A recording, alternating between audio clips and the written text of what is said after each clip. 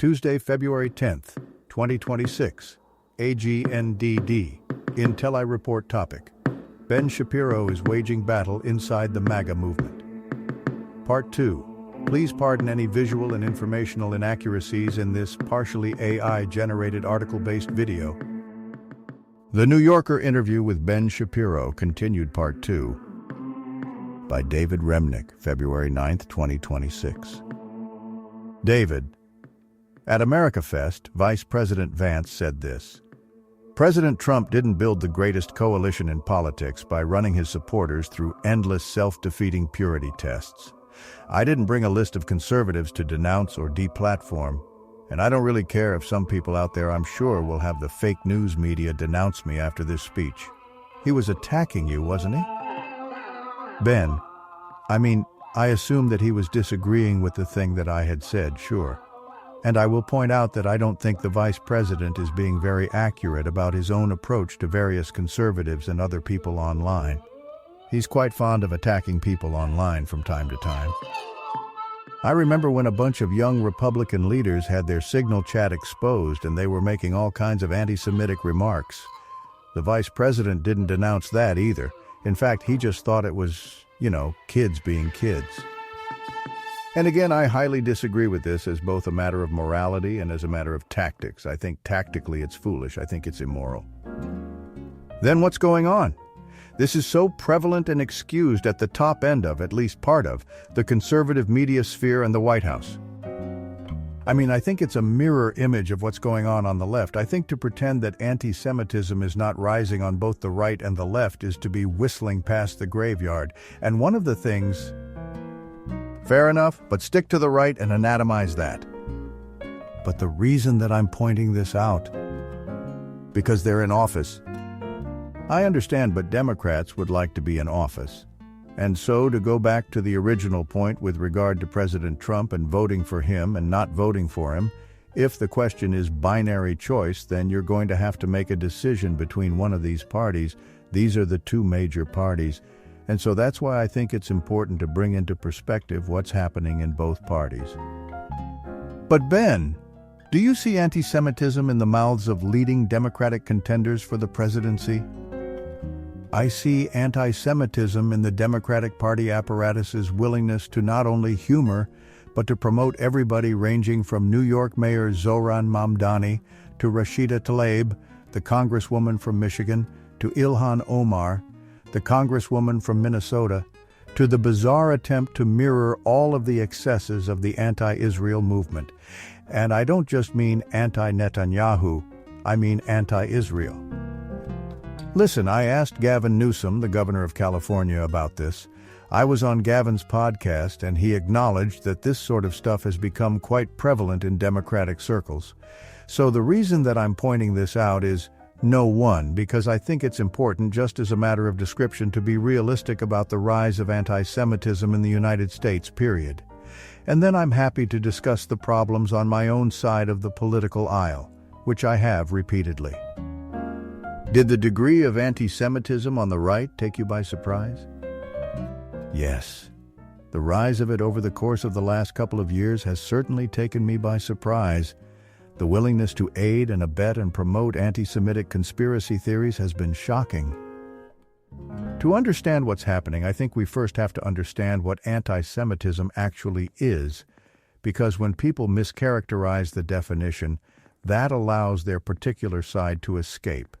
So people tend to define anti-Semitism in a way that excuses their side and that throws all of the blame on the other side. What they will say is, well, I'm just anti-Israel, I'm not anti-Semitic, or I'm not personally anti-Semitic, I'm just against Jewish control of the media. The definition of anti-Semitism at its root, is a conspiracy theory about the power of Jews as a group in the world. And that can be channeled into an anti-Zionism that says that Israel is controlling American foreign policy, and that Israel has befuddled the world, and it's all about the Benjamins, which is the kind of thing that Ilhan Omar says, or it can be channeled into. Jews in America are too powerful in the media, and they're cliquish, and they are controlling the circumstances of my life. And yet, Ben, As somebody who's written from Israel and Palestine for years and years, the reaction to some of the things I write is that I'm an anti-Semite, which is, I've got to say, news to me. And so I worry that that term, which is highly potent, is slung around in a very dangerous way sometimes. So this is why I'm trying to be more precise about the definition. Being critical of Israeli policy is not the same thing as saying, for example, that Israel's government designed and implemented a genocide, which is a lie. And that is a lie that can be chalked up to a nefarious view of what Jews are doing in the world, because it is also part and parcel of a broader lie, which is that the Jews have then sold the idea that they're capable of doing whatever they want under the guise of America's banner, and they've done so because of their inordinate power. It's part of a broader conspiracy theory. This is why I'm trying to be particularistic in my definition about what anti-Semitism is. I think the broad definition of anti-Semitism as sort of a subset of racism is wrong. I think that that definition is both overbroad and under-inclusive. What you end up with is the emptying out of anti-Semitism as a worthwhile category that actually bears weight in American life. Much the same way that the right said for a long time, you keep calling everybody racist, therefore nobody's a racist, which is untrue, right? There are actual racists out there. But the idea is that if you over-apply a category, then it starts losing its power and its effectiveness, and that actually opens the door to the thing.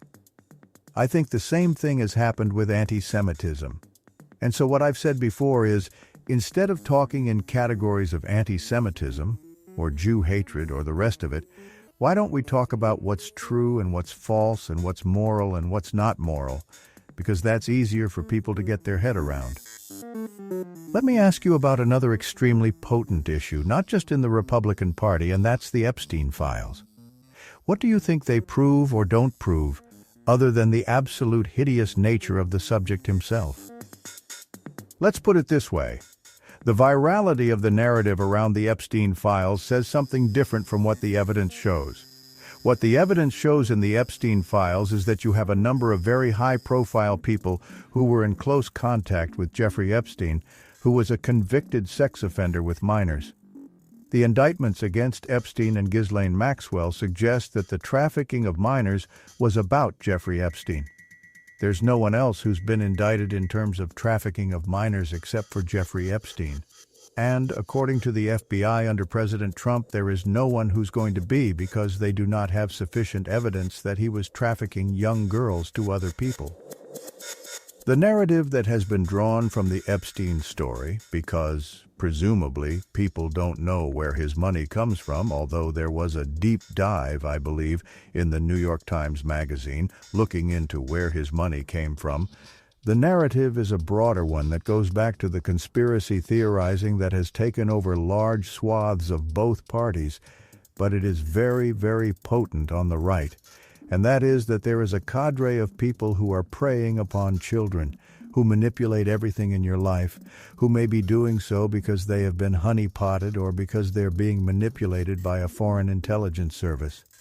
On the far right, this is treated as Mossad, even though there is zero evidence that that is the case. Ehud Barak's name is brought up in this context. As you might imagine, I'm not a fan of Ehud Barak, but there is no evidence that, on behalf of Mossad, he was running Jeffrey Epstein as a sex trafficking agent. By the way, it'd be pretty terrible statecraft, considering that Epstein was already a convicted sex offender. But I think that the broader theory here, which goes well beyond the evidence and the virality of that theory, speaks to people's belief that they're not in control of their own lives. I think this gets back to some of my original politics, that individual responsibility is the lodestar of a successful society. And when you have conspiratorialism take over, as Karl Popper suggested, it's a massive problem. Are Donald Trump and the MAGA movement healthy for this country? Do you see promise in the people that have been put forward as successors to Donald Trump, J.D. Vance among them? I have differential opinions on a wide variety of these people. If the vice president were in a primary with Marco Rubio, I would be likely to support Marco Rubio in that primary over J.D. Vance. Are there options that I like better than others? Sure. Are there things about the Trump movement that I think have been good and salutatory? Sure. Is he my ideal? If I could construct in my head the ideal Republican candidate or president, would it look exactly like Donald Trump? No, but I'm not sure that he's claiming to be that, nor do I have that magical power, try as I might, to manifest that in real life. What do you think Donald Trump cares about? I try not to get into motivations because I'm not a psychiatrist, but here's the nice thing about President Trump. When you asked if he was honest, whatever is in his head is going to come out of his mouth in the next 2.7 seconds. There is no brain-mouth barrier for President Trump. That's not so much honesty as impulsivity, no? Well, I mean, it's honesty in the sense that you are getting his honest take on what he thinks in that moment. It may be an impulsive approach to honesty, but there is a definition of honesty by which it serves. It's revealing, I'll give you that. It is revealing. It is authentic, if you want to call it authentic, it's authentic. But as far as what is the core of his political belief, again, I think he has an instinct that he wants America to be great and powerful in the world. He likes the symbolism of America being great and powerful in the world. America is strong, America is virile. These are things that clearly he does believe, and so the way that manifests in policy may be grabbing Nicolas Maduro and taking him back to New York for trial, or it may be an industrial policy that is more reminiscent of a 1937 FDR policy than it is of a traditional sort of Reagan Republican policy. Or finding more to be sympathetic about with Vladimir Putin than with Volodymyr Zelensky. It's a pretty slippery slope. Yeah. So when it comes to Putin and Zelensky again, that one I cannot explain from a sort of America great perspective.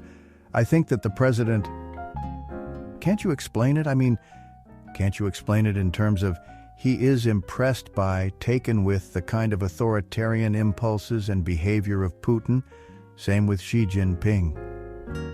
I think that he is attracted by powerful people for sure. But he has sort of varied fairly widely, actually, over the course of the last year and a half in terms of the things that he's been saying on Russia-Ukraine. I've been very consistent that I think that we ought to be supporting Ukraine sufficiently enough to deter the Russian threat and to force Putin to the table. I want to ask you about Minneapolis. From a free speech point of view, from a First Amendment point of view, should somebody like Don Lemon be prosecuted? I mean, if what he was doing was performing an act of journalism, then the answer is no. The question is going to be whether they can prove in court that he was actually a conspirator in violation of the FACE Act. Are you worried about Donald Trump's regard for journalists? He's obviously infatuated with them. He loves to talk to them. But he refers to them as enemies of the people. And you know, as a student of history, that's a phrase that comes from Robespierre, it comes from Stalin, and it has consequences. I mean, he's been doing that for 10 years, and you seem to have a robust audience and the ability to speak freely every day. I don't think that you're sitting in your studio right now waiting for the FBI to break down your door. You think he's just kidding around? The FBI had no problem breaking down the door of a Washington Post reporter and taking all her devices recently. And if you go back to the Obama administration, James Rosen was treated quite similarly when he was working for Fox News. And then the Associated Press, I think, had some situations with the Obama administration as well. This is why I go back to, is Trump breaking new ground here, or is he using tools that were left over from other administrations in ways that people don't like? I don't like it either. I mean, him suing various outlets, I think, is wrong and bad. Do I think that we are now facing a grave threat that the First Amendment has ended in the United States because Don Lemon was picked up by the DOJ? I don't. But Ben, sooner or later, he's not going to like what you say, and your turn is going to come, and you're going to be deposed, and you're going to be sued. Will that change your view of this? Not particularly. Again, I think that it's wrong for him to do the suing of these outlets, so I'm not sure what would change about my opinion, given that I've said already that I think that it's wrong. It might hurt more if he did it to me. Let me get a little insight about... You've noticed that I'm not excusing any of the things that I think he's doing that are wrong. I do. And this is why one of the things that I think that if people on the opposite side of the aisle actually wanted to be shooting for a better future here, which is, I think, what we would all like, it is not enough to simply rail against Trump and say this is not normal. It is why I think the people on the left should do some of the same with their own side. Much of what we've talked about here is me criticizing my own side. I'd say 90% of what we've talked about is me criticizing my own side, but I find an extraordinary dearth of that, unfortunately, on the left. And I think people do react by supporting the right. And this is one of the things that I think is a huge mistake on the part of the media, is to sort of play this game where Trump does a thing, therefore it is a bad thing. People on the left do the same thing. They are opposing Trump, therefore it's a good thing. And that seems to me completely problematic. I'm perfectly willing to, on each of these specific problems, say, if the evidence shows that Donald Trump is targeting Don Lemon, Ben, there is no question that every president, and I'll just say it unequivocally, every president sooner or later lies. Every president sooner or later misbehaves. We're talking, though, about a radical difference in degree, are we not? I mean, I really do not think so. That's where we disagree, a lot. We definitely disagree on this. I think that the left routinely underestimates what's done by the left, whereas I think I'm being pretty accurate in that I think both sides are routinely violating the rules, and that's why we are in sort of a political death spiral. When you look at immigration policy, I think we can agree that there was no immigration policy, certainly no effective immigration policy when it came to the southern border, for far too long. And we can argue about the reasons for that and what bill didn't get passed and so on. How do you feel about the way it's being done, as dramatized by ICE in Minneapolis and elsewhere, and mass deportations, and people being shipped off to El Salvador and the rest? So these are two separate questions. Trump's border policy is incredibly popular because the border was sealed on day one, and it turns out that you didn't need a piece of legislation to do that. Joe Biden could always have done that. In fact, even in the last couple of months while he was president, he sort of started to do that. As far as internal policing of illegal immigration, I think that the approach taken by Tom Homan, the border czar, has been significantly better than the approach taken by the DHS. Secretary or Stephen Miller, the president's top advisor on these issues, which is home in on the criminal illegal immigrants, many of whom are in the system.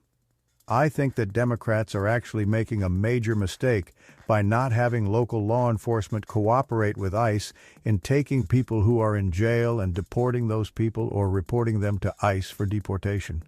I think that's a huge mistake by Democrats politically and just in terms of policy. Well, as we're constantly reminded, Obama deported many people, rightly or wrongly.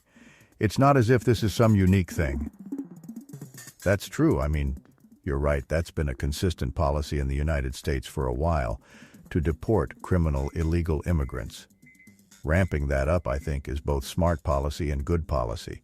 I think that the Trump administration's reaction, which has been to set up quotas, or radically ramp up going after non-criminal illegal immigrants, by which I mean people who have not committed an additional crime other than crossing the border illegally, is a political mistake and has been redounding not to the benefit of the Trump administration. There are better ways to do it. But I think that Democrats are playing with fire in a lot of the stuff that they've been doing in places like Minneapolis. I think the idea that ICE agents are state-sponsored terrorism, I confronted the California governor about that, and he backed off of that. Rhetorically. Yes, when people suggest that ICE is Gestapo, when people are likening this to the Holocaust, I think it's a massive, not only mistake, but separate out the rhetoric from the behavior. What do you think of the behavior of ICE in Minneapolis?